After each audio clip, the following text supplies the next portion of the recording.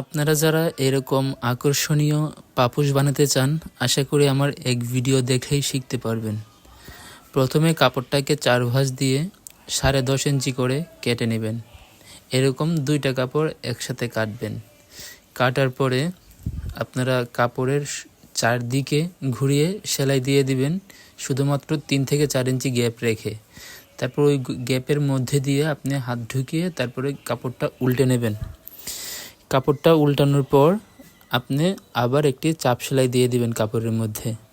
তারপরে এখানে 4 ইঞ্চি করে আমি কেটে নিয়েছি। আগে 4 ইঞ্চি করে কেটে নেওয়ার পর আপনারা কাপড়ে এক মাথা থেকে মুড়িয়ে এভাবে দুই আঙ্গুল দিয়ে এভাবে বানিয়ে নেবেন। বানিয়ে নেওয়ার পর একটা একটা করে এভাবে লাগাবেন। আমি আগেই বানিয়েছিলাম আপনাদের সময় বাঁচানোর জন্য।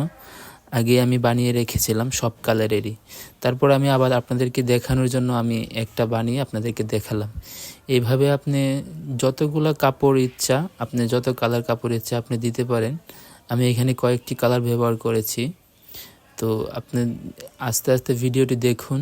আমি স্লোভাবে ভিডিওটি বানিয়েছি যেন আপনারা বুঝতে পারেন, বুঝতে কোনো অসুবিধা না হয়।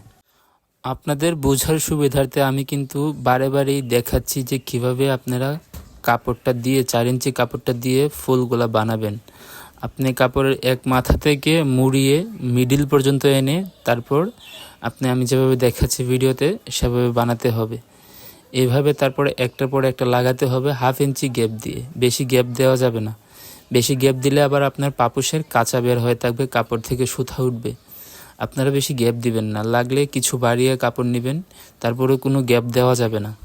এভাবে আমি একটা কালারের পরে অন্য কালার লাগাচ্ছি। আমি এখানে প্রায় 7টা কালার ব্যবহার করছি। আপনারা চাইলে 2 কালার 3 কালার বা 1 কালার দিয়েও বানাতে পারেন, কোনো সমস্যা নেই। আর হ্যাঁ, ভিডিওর মাঝখানে বলে রাখি, এরকম আরও আকর্ষণীয় ভিডিও পেতে হলে আপনি অবশ্যই আমার চ্যানেলটা সাবস্ক্রাইব করে রাখবেন, আমার ফেসবুক পেজ ফলো দিয়ে রাখবেন, টিকটক পেজ ফলো দিয়ে রাখবেন। এরকম আরও আকর্ষণীয় নিত্য নতুন পাপোশের ডিজাইন আমি পরবর্তীতে আপনাদের সামনে আনব। যদি ফলো না দিয়ে রাখেন তাহলে অবশ্যই মিস করে যাবেন। আর ইতিমধ্যে যারা আমার পেজটি ফলো দিয়ে রেখেছেন, ইউটিউব চ্যানেল সাবস্ক্রাইব করে রেখেছেন, তাদেরকে অনেক ধন্যবাদ। সম্পূর্ণ ভিডিওটি দেখে যদি আপনার মনে হয় যে আপনি একটু হলেও শিখতে পেরেছেন, আপনি এটা বানাতে পারবেন, তাহলে অবশ্যই কমেন্ট বক্সে লিখে যাবেন যে আমি শিখতে পেরেছি।